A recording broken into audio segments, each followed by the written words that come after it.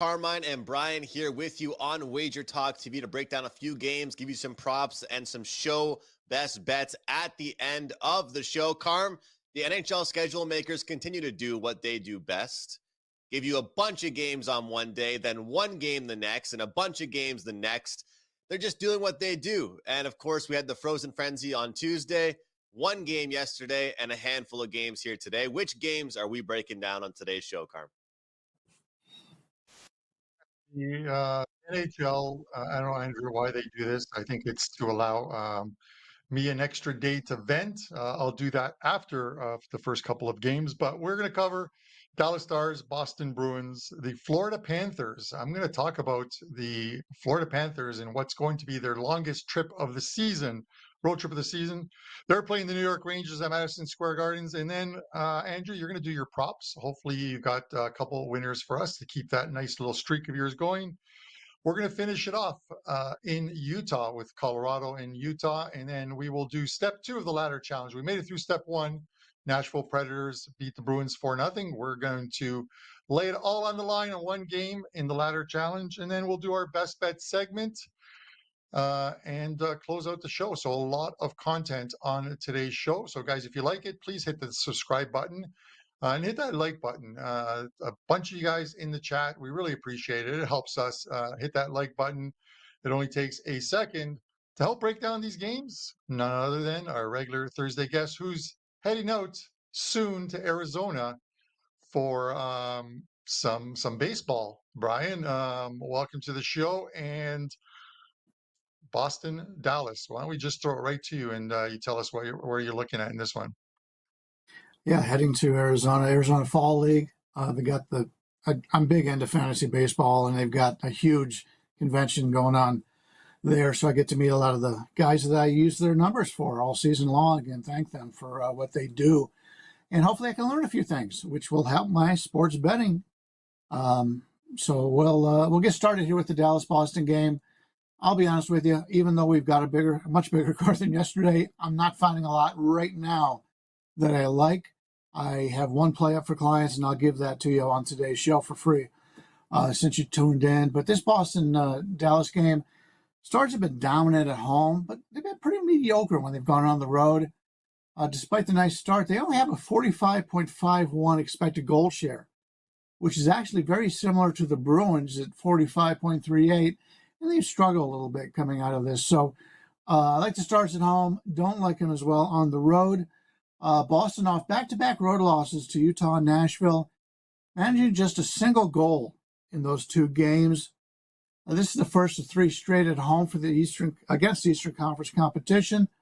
They've beaten the Stars 7 of the last 8 meetings, but that was a different Boston team. I came into this season, I wasn't high on Boston, still like Dallas, but the line is basically where I expected it to be here. Boston has played well against Dallas, but as I mentioned, those are better Boston teams than what they have here. Like Dallas slightly in the game, but not willing to lay this price. Makes complete sense in that one, Bryan. You look at this one, and like I mentioned about the Bruins, I took Nashville against the Bruins in that last game of their road trip because it was their 4th game in 8 nights. And I know it's early in the season, but it was 4 games in 8 nights with travel. The Bruins got that win. The only win of that road trip was against Colorado, and it was the tail end of Colorado's homestand in which I think they lost all. They started in Vegas, but they lost the 3 games. That was the end of their losing streak because then Colorado went on a bit of a run. But this is the first game back, and it's something that we used to talk about last year a lot. Usually in midseason, a team returning from the West Coast off a 3 or longer game road trip. And I get it that this one ended in Nashville, but it's their first game back at home with basically 1 day's rest, and they get a Dallas Stars team who is probably hungry off of that loss to the Buffalo Sabres. Kudos to Prez, who did say he thought it was a bad spot for the Dallas Stars when he took the Buffalo Sabres on the Tuesday show. So, but with that said, this is such a good Dallas team, and I just don't want to. I just don't want to fade Dallas right now. So I'm taking Dallas minus 120. I think they. I'm sticking to my preseason prediction that the Dallas Stars win the President's Trophy this season, and it's just another 2 points tonight that they can add to it if they get a win against the Bruins. So give me Dallas minus 120 in this one, Andrew, and I'll toss it to you for your thoughts. Carm, my thoughts are that you don't need to pat Prez on the back because he pats himself on the back himself every single day. So no need to give him more credit than he does than he needs. But it was a good call by him. And you guys are right. I mean, one thing that I came into this season as a plan in the NHL was I found myself trying to be contrarian too much as far as going against streaks, right? And I feel like sometimes you can find certain spots to bet on a team that's been losing, or bet against a team that's been doing really well. But in large part, a lot of times in NHL handicapping, you need to ride teams that are playing well and bet against teams that aren't playing well. Because as we always say, a streak can go on, but it can only be snapped once or twice, and I think that, the Bruins, they've not looked good, in 3 of their last 4 games, brutal. They had that win against the Avalanche. Sure, we can think what we can about them, but they're injured. They weren't playing good hockey at the time anyway. But guys, I have these two teams ranked number 9 and number 12 as far as expected goals against on the season. As far as, when I say number 9 and 12, I mean the 9 and 12 worst teams. And we're getting a 5.5 here as the total. And, I think back to the holdout with Jeremy Swayman, right? How long that negotiation went on and how he played hardball and that they went back and forth. People seem to forget that they're going to allow some goals. And yeah, they added some great defensemen. They added some big defensemen. But these days in the NHL, guys, you need speed, not just size. And what I'm trying to say here is that the Boston Bruins, especially at home, have actually been involved in some higher scoring games. Think back to even that first game of the year against Florida. Total was 5.5. I think the game finished 6-4 with 10 goals. These 5.5s are 5.5 for a reason. And it's because they expect defensive games, 2 good goaltenders. But in this spot here, a desperate Boston team and Dallas off a loss as well, I'm going to go over 1.5 first period, minus 115. I'm not sure if we're going to get to 6 goals in this one, but I do think in 20 minutes with 2 desperate teams, we're going to get to 2 goals in the first period. I've been very selective with my first period totals so far this year. This is one that did stick out to me, and I did like this price at minus 115 here, Carm. Usually these days with first period totals, you're getting minus 125 or worse. So you got to like getting this minus 115 number. Yeah, definitely. We talked about, and as more data comes in, in the this week and the week to come, those are stats that I will throw out to you that are readily available. You can find them on EV Analytics, which does a great job of breaking down period money lines, period spread, period totals. So home and away for each team. So it's a great tool to have just to see if there's some sort of trend that is coming about. Andrew, you mentioned Swayman, and it literally it struck a little bit of a nerve with me. So I'm going to be like the old man in The Simpsons, yelling at the clouds for a little bit. Tuesday was Customer Appreciation Day, and I had like a $5 play on the Leafs. Everything that the Leafs stated, even the beat reporters were talking about Joseph Wall was going to make his first start. And my play was predicated on the fact that Joseph Wall was going to play in net. An hour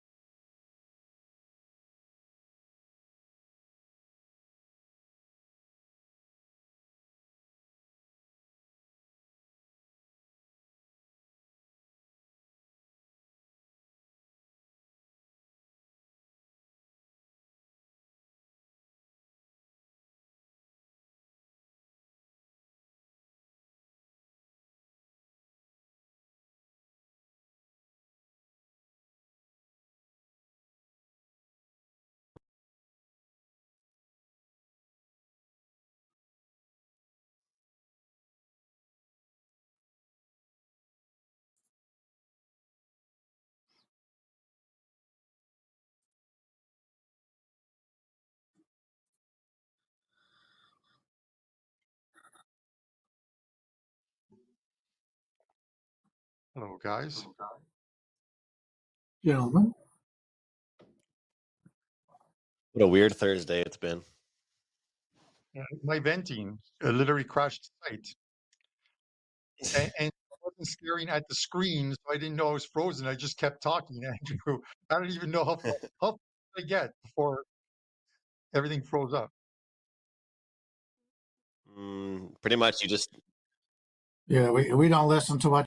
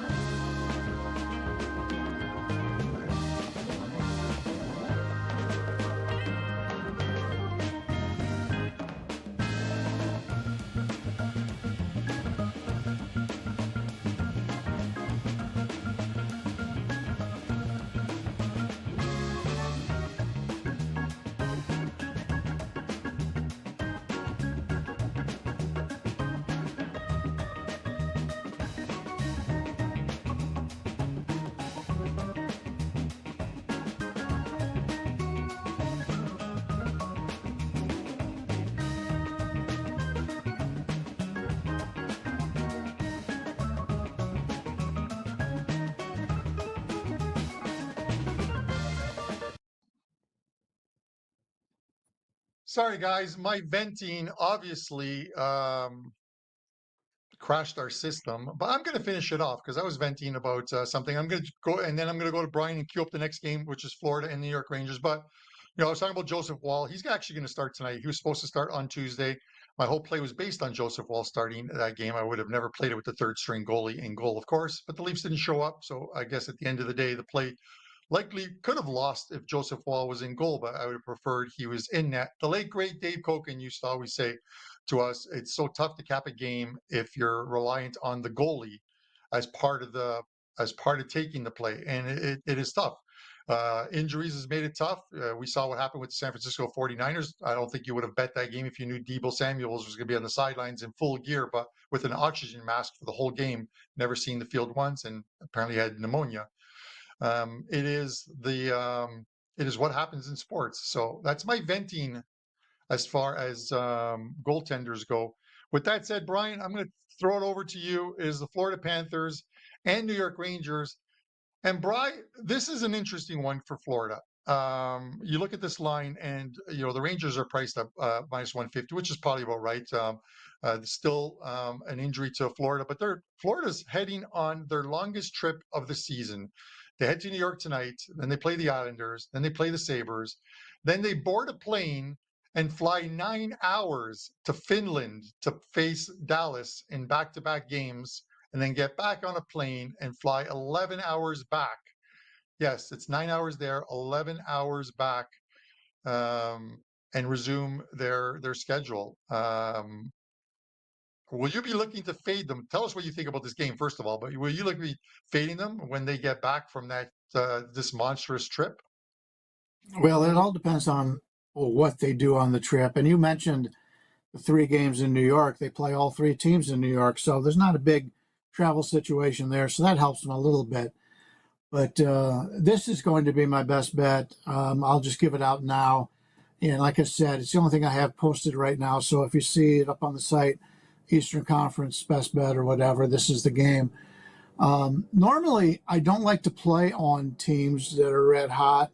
But I think there is a reason why I think there's a value here on the Rangers. You mentioned the Panthers. They gotten off to a mediocre start with injuries and illnesses to key players. They've only scored 5. They've been outscored by 5 goals through these 8 games. The offense just isn't getting it together. Obviously, we're not at full strength. That is one of the concerns. But they have a 50.08 expected goal share, which is about what you would expect from a team with a 4-3-1 record. The Rangers at the moment look to be the class of the league, and you don't like, and I've said this before, every time somebody looks like the class of the league, they get an upcoming, and that's what happened to in college football last week with Texas. Everybody thought Texas was great, and then all of a sudden they fell. So just because they've been good lately does not mean they'll be good in the future, but I do like the way this team is playing. They're sitting at 5-0-1 with a plus 19 goal differential. They've been terrific. They recently swept a 3-game road trip, winning by margins of 3, 3, and 5 goals. If you take a look at their expected goals of the season, they own a 60.11 expected goal share on the season. So they've been playing very well. The reason why I'm backing the Rangers here as opposed to fading them is Florida has really played well against New York in the past. They've won 6 of the last 9 meetings, 3 of the last 4 in New York. So you have to think the Rangers have this game circled. They won't overlook Florida because of the way they played against them in the past. And you mentioned the price, 147, 150 in that range. That's kind of cheap when you take a look at a Florida team that's just not all there, going on the road against a Rangers team playing as well as they do. That's a pretty cheap number. If Florida had not won the championship or gone to the championship the last 2 seasons, and you just based it on this year, this is a very cheap line. So I will be using the New York Rangers as my best bet on the show today, and it's the only play I've got up for clients as of right now. All right, Andrew, Brian mentioned, the Rangers, the games and what they've done. 5-0-1, 31-12 goal differential, plus 19 goal differential. They're playing amazing hockey right now. Florida, -5, the only team worse in the NHL, and that's why I want to go to you next, is the only team worse in the Eastern Conference as far as goal differential to Florida is the Montreal Canadiens. What are your thoughts on this one? My thoughts are I never like going against Brian for 2 reasons. First one, number 1 all-time WagerTalk NHL, great handicapper. Second reason, he's a great guy, and I don't like going head-to-head with Brian ever. But I do lean towards this Panthers team just because of the old-fashioned fat and sassy type of angle here. You know what I mean? And this is the thing, is that this only applies in certain situations, in my opinion. It's not like if, let's say, the New York Rangers were playing like a subpar team and they were coming into this game feeling good about themselves, I wouldn't be using this type of a cliche. But the fact is, you beat an Eastern Conference potential contender like the Maple Leafs, then you just embarrass the crap out of my favorite team, the Montreal Canadiens. Things are going great. Life is good. Well, life isn't good right now for the Florida Panthers. And, people might say early in the season, situational spots don't mean anything. I would argue that during this part of the season, they mean more. In November, January, February even, they're just playing out their schedule. Early on, every team still looks at the schedule thinking, okay, we could be the best team. We're only 5 games in. We're only 6 games in. We're only 7 games in. So when you're on a mini losing streak or you're not playing your best hockey, you need to bounce back ASAP. So I think especially after a Saturday night victory against the Leafs and then a big victory, easily won, up 4-0 or 4-1 in the first period over the Habs, this is a desperate and motivated Florida Panthers team. So I do like this price here. We got the number 3 and number 6 team as far as expected goals for on the season. And it's another 5.5 here, guys. You know, it's very interesting. 2 great goaltenders, but again, you know, Brian talks a lot about the XG numbers and the Corsi numbers. The fact of the matter is these 2 teams are scoring, but the goal diff definitely does favor the New York Rangers. There's no denying that, but I will take a small shot on the Florida Panthers here. I just like this spot for them.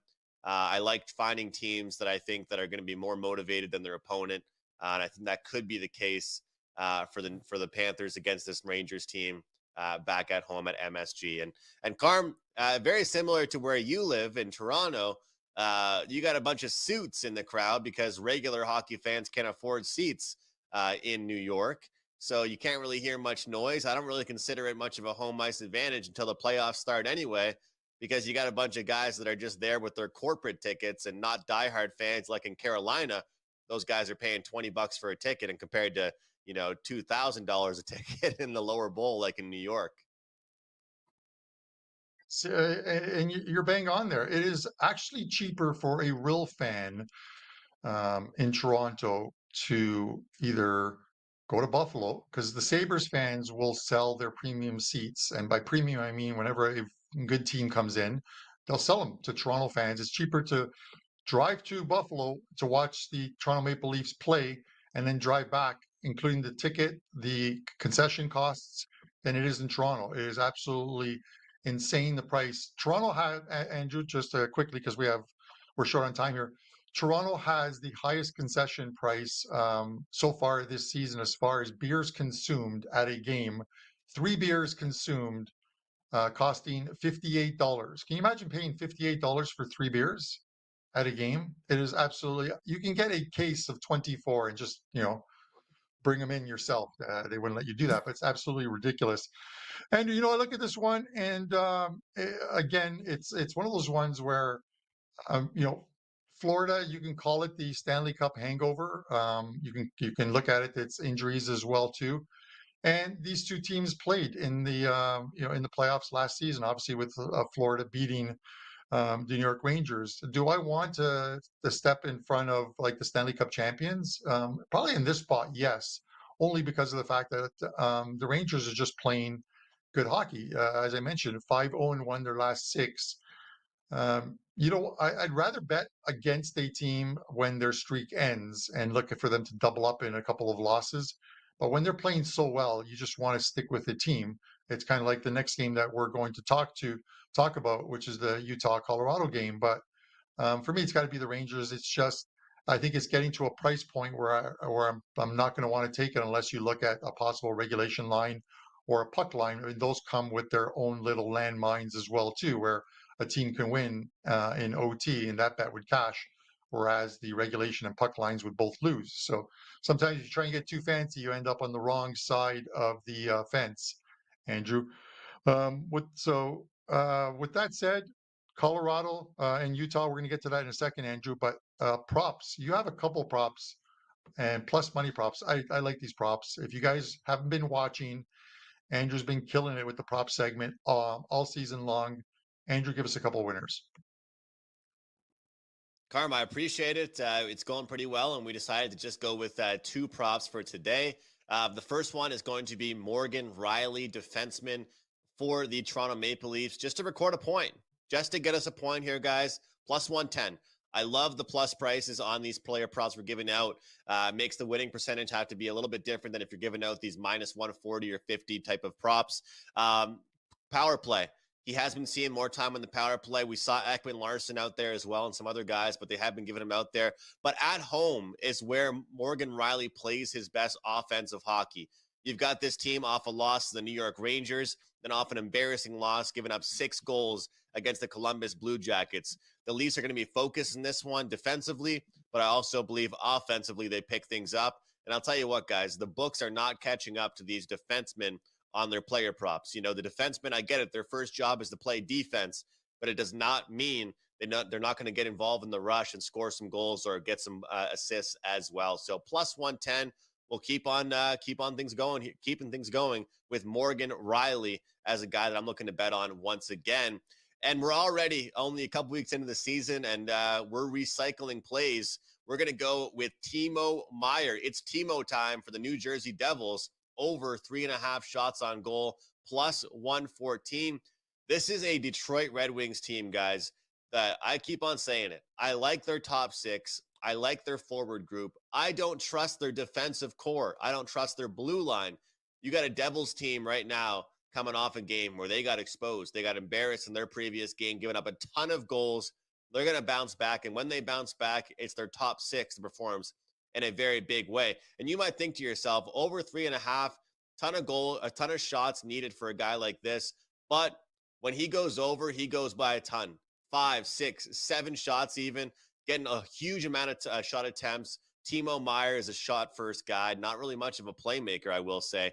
Over 3.5 shots on goal for Timo Meier from the New Jersey Devils. Just 2 picks for today, Carm. Hopefully we'll go 2-0. Right. Good luck with that, Morgan Riley. I will not be watching the Leafs game tonight, Andrew, but Timo Meier, I'll probably watch that one, not to be confused with Oscar Meyer. Bada boom, dad joke. Okay, Utah and Colorado. Brian, I'm going to go to you first on this one again. Last Thursday, Brian, I talked about this Colorado team, and I'm not going to change what I said because it's right now it's coming to fruition. I said that this time next week, which is now this week, the Colorado could be on a win streak, and that could hit 6 games by the time they hit the roads again. So 3 in a row. They play Utah tonight, who's cooled down.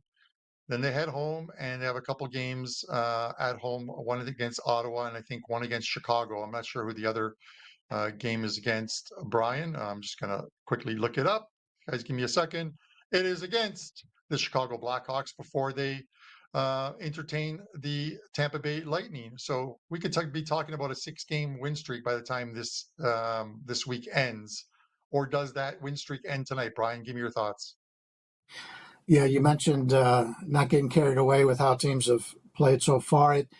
I get into the notes and read what people have said after the show, and a lot of people will just take a small sample size and make too much of it. The reason why Colorado wasn't winning was because they were hurt. They were just not playing well. 3-4 in the season, -7 goal disadvantage. But if you take a look at the expected goal share, 53.97, that's very good. They've been playing better than what their record showed. Now they're starting to show the last few games. They're gaining their confidence, playing well.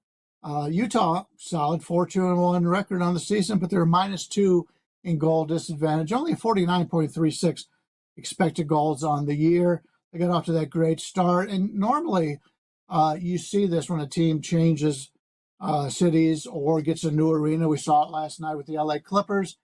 They're not going to be a very good basketball team, but they went to overtime last night. You get an advantage, especially early in the season where a lot of these other teams haven't played there before. Utah's got a few games in there. They played some exhibition games there. Colorado's never been there. It's all new to them. That should be an advantage for Utah in this game. Unfortunately, I just don't think they have the players to keep up with Colorado here. The line's about what I made it, so I don't see any advantage here. But for when you're looking at these games, you got to break them down into little. And I talked about this the other day. I was out to dinner with Marco, and I said I want to spend more time on breaking these down, like into 5-game segments. Which in the past I've looked more at longer terms, which in the long run is better. But when you're handicapping day to day, you got to see how these teams are playing now, and Colorado's starting to put it all together. So I don't want to stand in front of that. I'll step in here, Carm. You talked about the fact that they're a team that's going to go on a run. Carm was talking about forecasting, and Carm's done a great job with that throughout the years of looking at teams and their schedule coming up. And the Avalanche, like you mentioned, Brian, an injured team. They were injured, and it hasn't really gotten much better. They haven't gotten many guys back from injury. They've just had easier opponents, right? I mean, what better way to get out of a slump than to play the San Jose Sharks? I think every team when they're in a slump would love to play the Sharks. But now you've got a Utah team like off a shutout, and a shutout against the Ottawa Senators. Look, guys, I think we'd all agree the Ottawa Senators are a respectable offensive team. They got some young players, some good weapons, Stützle and Norris and Batherson and those guys. But I'm shocked by the defensive play of Ottawa, or at least the lack of offense from Utah, the second game back at home after their road trip. So I said that I'm being very cautious with my first period totals, guys. I haven't played that many, but one of my favorite angles is first period over 1.5 in the following game after a team got shut out. But I was priced out of that. Minus 154 was the number for over 1.5 in the first period between these two teams, because of course the total is at 6.5. So I'm going to spice things up a little bit, throw a little bit of a curveball at you guys, and go plus 140, both teams to score in the first period. So not just over 1.5. We're going to go both teams to get on the board in the opening 20 minutes of this contest at plus 140. I don't know why, Carm, but whenever I bet those, it kind of feels like it's one of those soccer bets that you guys make, like over 2.5 and both teams to score or different things like that. Just whatever I can do to get a nicer price. And at plus 140, I think it's actually a pretty solid bet here. Both teams to score early on. Yeah, I remember you playing those last year, and you did a great job with them, Andrew. So I fully support you on this one. If I didn't like to play, I would tell you I didn't like to play. That's the thing, is we will. We're not going to pat each other on the back. We are going to go after each other if need be. You look at this game, and prior to us going to air, I was looking at the numbers, and again, I'm always going to harp on the WagerTalk live lines, absolutely free, and you can see the movements. And I'll explain a couple of movements. But this one here, Colorado was minus 135, a mere about 45 minutes ago.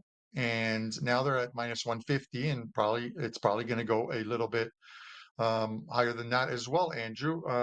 Like I said, 3-game win streak. I get it. Who did it come against? But again, now they're playing a Utah team that got off to that great 3-0 start. We're scoring goals, and now they're at 1-3. Their last 4 and shut out in 2 of those games. So it's supposed to be Georgiev tonight. It's supposed to be Ingram for Utah. I got to stick with, even with the price change, I got to stick with Colorado on this one. Ride the streak until it ends. It's a short one now that could become a long one, and you don't want to jump when it's at 5 or 6 games. You want it to jump on it a little bit earlier. And when I mention the changing of odds, Andrew, and using the WagerTalk live lines, we see it with some of the other games. And it's the game that I'm going to talk about next.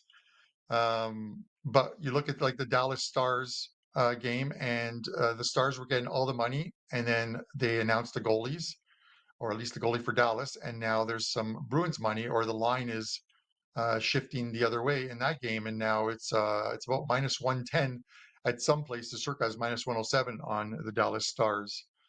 So any thoughts on Brian? I'm going to go to you with this question before I get into the ladder challenge. Any quick thoughts on when a starting goalie is named and it's not the guy you expect, a shift in the odds, 15 or 20 cents? Would that keep you off of a play or get you on the other side? It will. It depends on what my line on the game is. Most teams, the drop off isn't that much that I need to worry about it. But there are certain teams where there's a major drop off.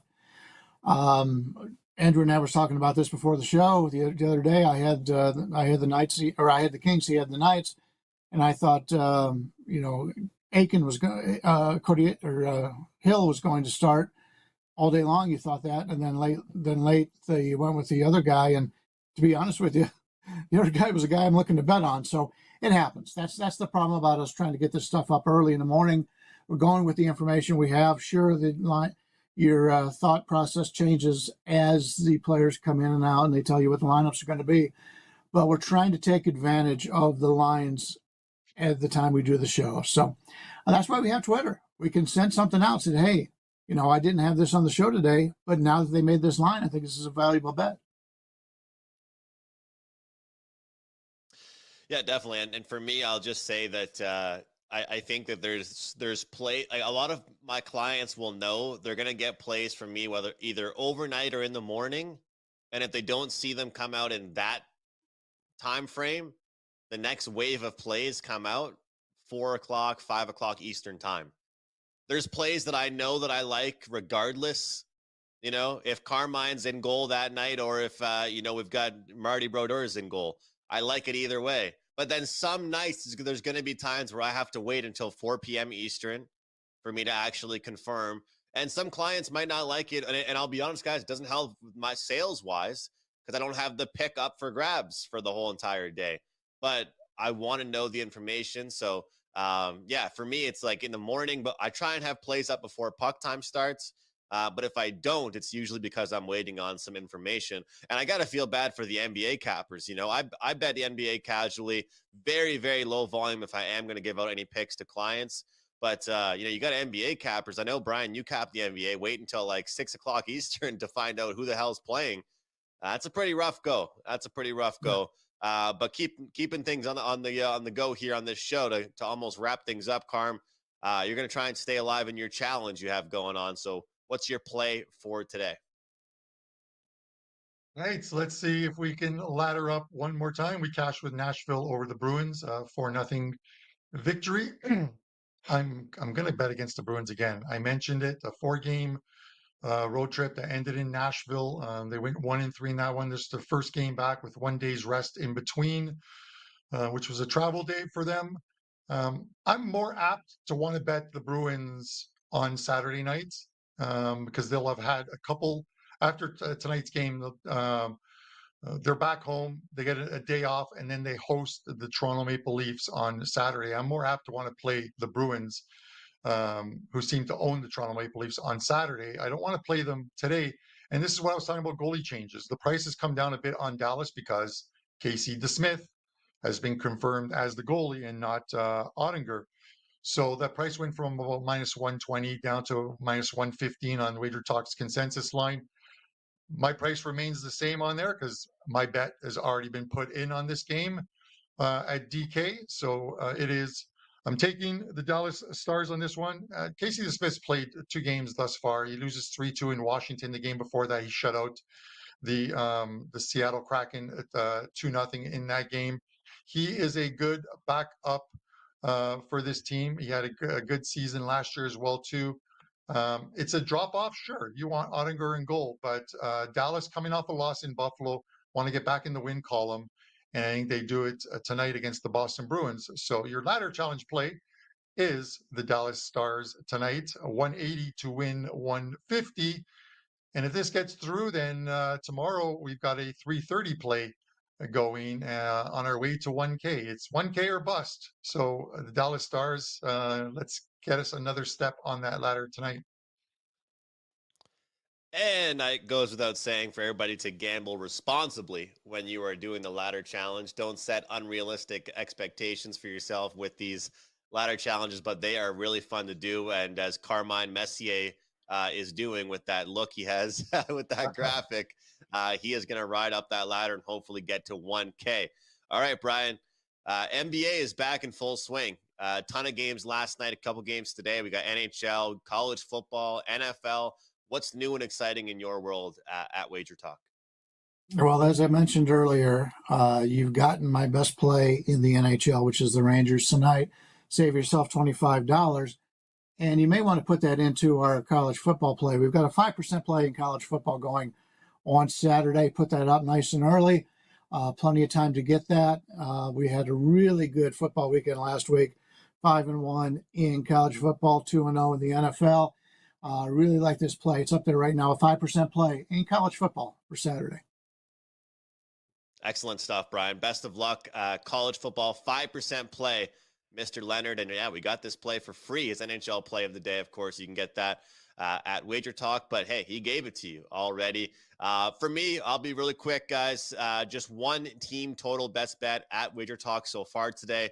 If anything goes up, it'll be up later part of the day in the early evening, probably, or late afternoon, is what we'll say in the NHL. My best bet for the show is going to be the over 1.5 in the first period that I mentioned in the Stars and Bruins game. I just love getting minus 115 on the 1.5 for two desperate teams. And I really think both teams are going to come out really hard in the first period. So we'll go over 1.5, Dallas and Boston. And we're going to go with a promo code here, guys, NHL 150 to take $150 off the full season of the NHL. I believe that can work for a lot of the hockey handicappers as well. NHL 150. Guys, the best part about the NHL season so far for me, although it's been a rough couple of days in a row, I'm hitting 50%, 13-13 on the season, and we're plus 5.5 units. You know, playing a lot of plus money so far this season, and with that, you don't really lose money on the juice. So last year, if I was 13-13, I probably would have been minus 5 units, you know, with all the juice. But now, plus 5 units, 13-13. Hopefully, it's only up from here. We'll try and get a winner tonight. Carm, over to you, my friend. Yeah, Andrew, I need after a few rough days in the NHL, I need to turn it around. No plays up as of yet. Any plays that go up overnight for my clients, they should know that those plays are up because they're not based on like goalie-based plays. To me, it won't matter who is in net, whether it's the number 1 or number 2 goalie in goal, because I like the play regardless of the goalie. But I'm waiting for some announcements from the morning skates before I put any plays out. But those will likely be up by 2 p.m. Eastern time, and then an NFL card for tonight as well too. So everything up by 2 o'clock Eastern time. You'll find it over my page at WagerTalk. My show best bet, I'm going to go back to the Avalanche. I am going to ride the Avalanche, and they were at 135. They're at 150 right now. I can't do anything about having a show best bet that the line steams while I'm doing the show and then trying to change it in midstream. I like the Avalanche tonight. I'm going to take them to win tonight. And then I'm going to take them to win again against Ottawa. And I'm going to take them to win against Chicago. So it is the Avalanche for me over the next few days. But we'll start with tonight in Utah. As your show free play. Guys, again, remember to hit that subscribe button, join the ever-growing community here at WagerTalk. 180,000, I think, subscribers and growing each and every day. Hit the like button, drop a comment in the comment section below. Let us know who your best bet is. For myself, Brian, Andrew, and our producer, Dan Alexander, thanks for watching Puck Time. We'll see you tomorrow.